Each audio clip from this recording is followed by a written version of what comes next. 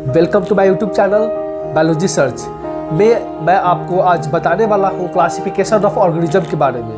तो ये जो क्लासिफिकेशन ऑफ ऑर्गेनिज्म है ये 11th का सबसे इम्पॉर्टेंट और पहला चैप्टर है, जो कि मैं आपको टॉपिक बाय टॉपिक इसमें बताऊंगा और आपको अच्छे से अच्छे मार्क्स प्राप्त कराने के लिए आपको वीडियो अवेलेबल करने का कोशिश करूँगा। चलिए तो देखते हैं हम लोग ये क्लासिफिकेशन ऑफ ऑर्गेनिज्म में।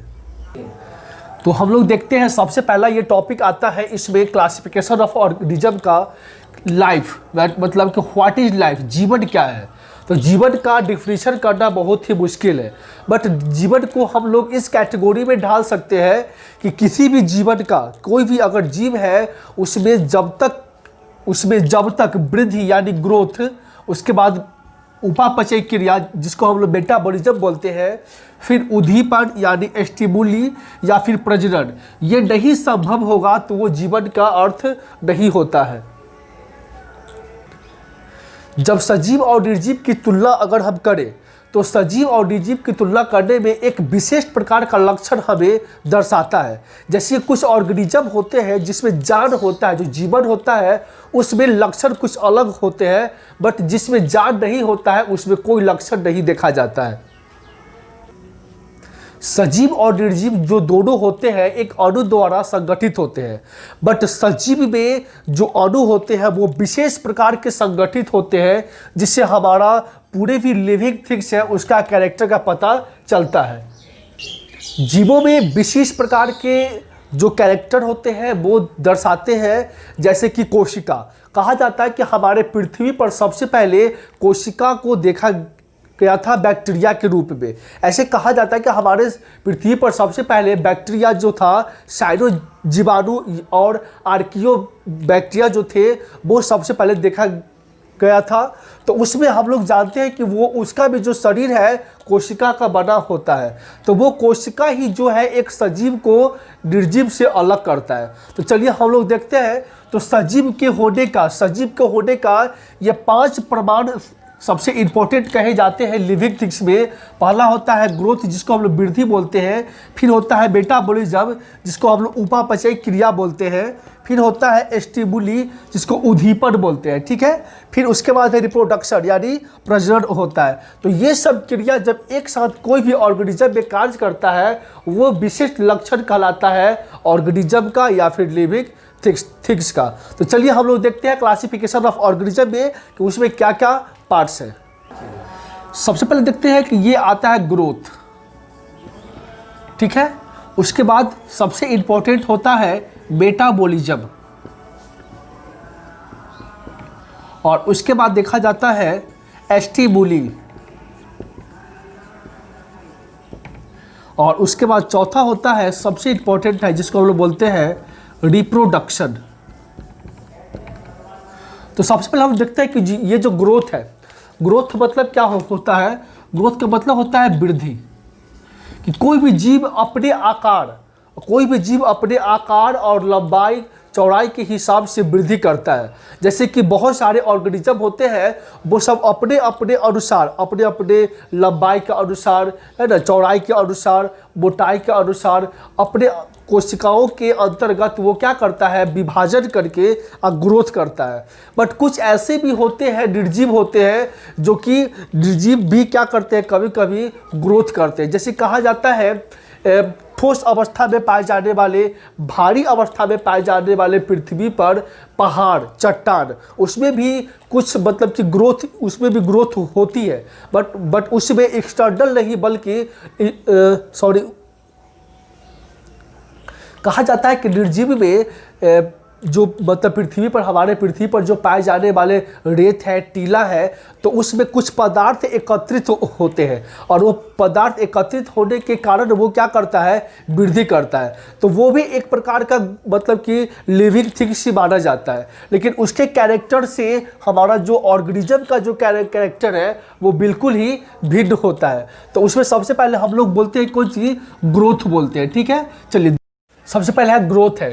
कहा जाता है कि प्रत्येक ऑर्गेनिज्म मतलब होता है जीव होता है, अपने आकार एवं लंबाई चौड़ाई में वृद्धि करता है। वो क्या करता है कि प्रत्येक ऑर्गेनिज्म क्या करते हैं कि अपने आकार, एवं लंबाई चौड़ाई में क्या करता है, वृद्धि करता है, जिसमें पाए जाने वाले अभिलक्षण, जिसको हम लोग कैरेक्टर्स बोलते हैं, का अध्ययन किया जाता है। ठीक है, अध्ययन किया जाता है। सजीव तथा निर्जीव दोनों ही अणुओं द्वारा निर्मित होते हैं। सजीव और निर्जीव जो दोनों होते हैं किसके द्वारा निर्मित होते हैं, तो अणु द्वारा निर्मित होते हैं। जैसे पौधा में वृद्धि जीवन पर्यंत, मतलब कि जीवन भर होते रहती है। पौधा जो होते हैं उसमें वृद्धि होता है जीवन भर, जब तक उसका लाइफ होता है तब तक पौधे में वृद्धि होती रहती है। परंतु जंतुओं में वृद्धि एक निश्चित समय तक होती है। जैसा कि आप जानते हैं, जैसे कि मनुष्य है, मेढक है और बहुत सारे ऑर्गेनिज्म है, जानवर है, वो सब क्या करते हैं, एक निश्चित समय का ये मतलब कि उसका एज होता है। बट पौधा में क्या होता है कि वो जीवन भर वो अपना वृद्धि करते रहता है।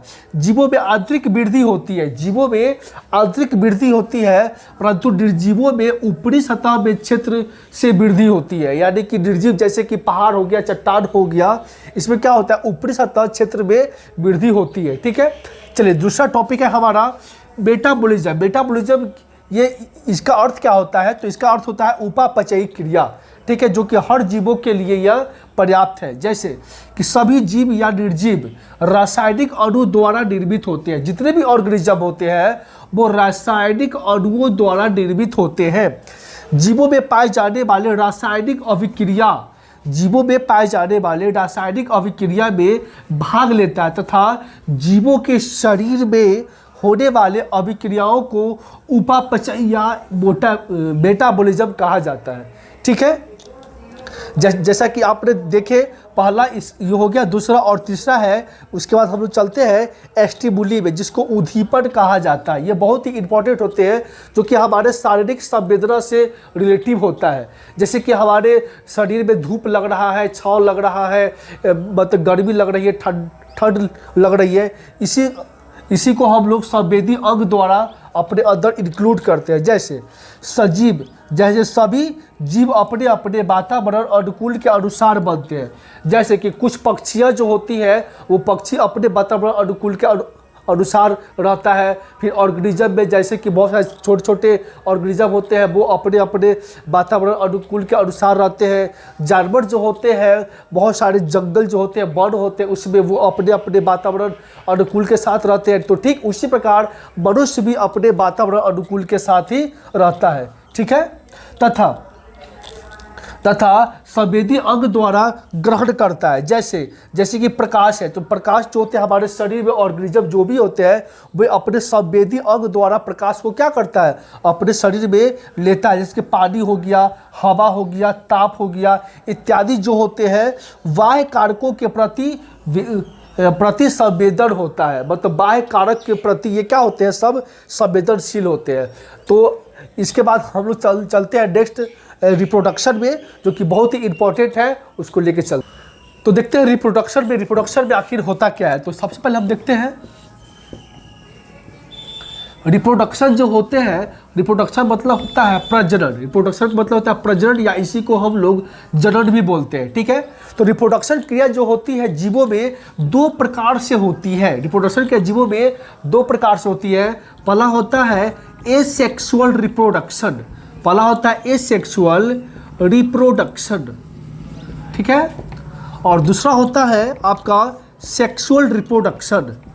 सेक्सुअल रिप्रोडक्शन, एसेक्सुअल रिप्रोडक्शन का मतलब होता है अलैंगिक जनन। अलैंगिक जनन या इसी को हम लोग प्रजनन भी बोलते हैं। ठीक है, और दूसरा होता है लैंगिक जनन। लैंगिक जनन या इसी को हम लोग प्रजनन भी बोलेंगे।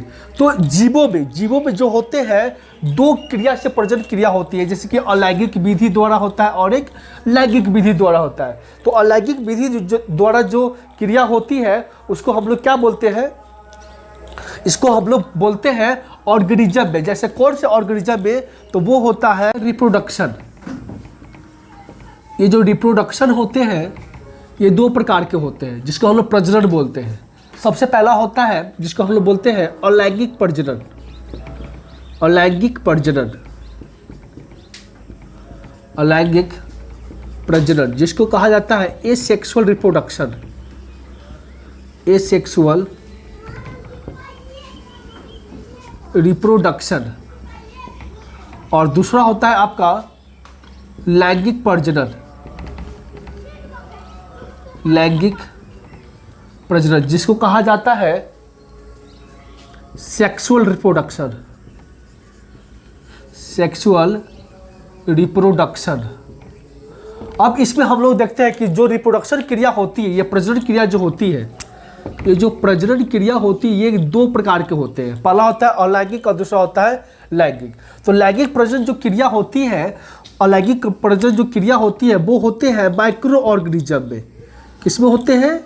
तो माइक्रो ऑर्गेनिज्म में होते हैं। माइक्रो ऑर्गेनिज्म का मतलब होता है सूक्ष्म जीव।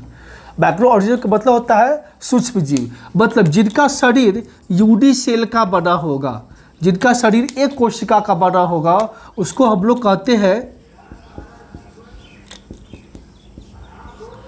जिनका शरीर एक कोशिका का बना होता है उसको हम लोग क्या कहते हैं? उसको हम लोग कहते हैं माइक्रो ऑर्गेनिज्म कहते हैं। या फिर बहुत सारे ऐसे भी ऑर्गेनिज्म है, जैसे अमीबा हो गया, हाइड्रा हो गया, पैरामिशम हो गया, इसका भी शरीर एक कोशिका का ही बना होता है, ठीक है, तो उसको हम लोग देख पाते हैं। बट कुछ ऐसे ऑर्गेनिज्म होते हैं जिसको हम लोग सूक्ष्म जीव कहते हैं।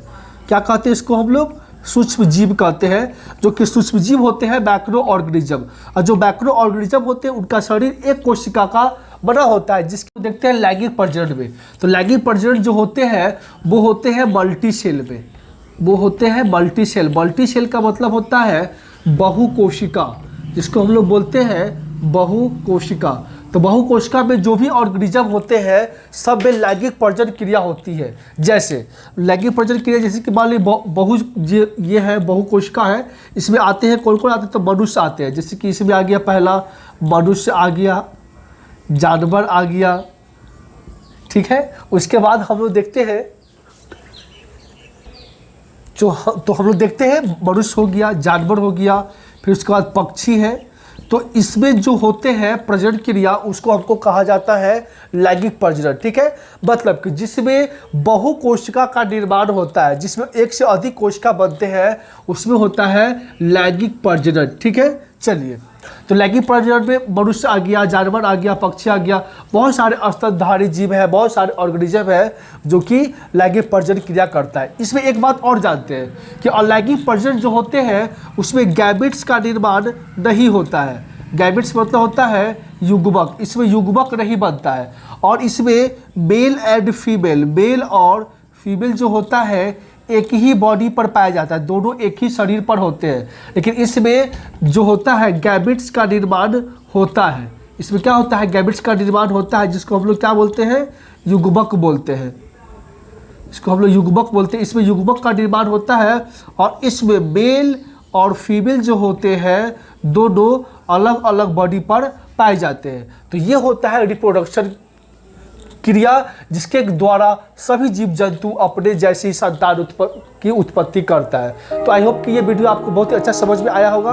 आप मेरे इस वीडियो को लाइक करें, सब्सक्राइब करें और अधिक से अधिक शेयर करें। मैं आपको नेक्स्ट वीडियो में लेके आता हूँ नया वीडियो।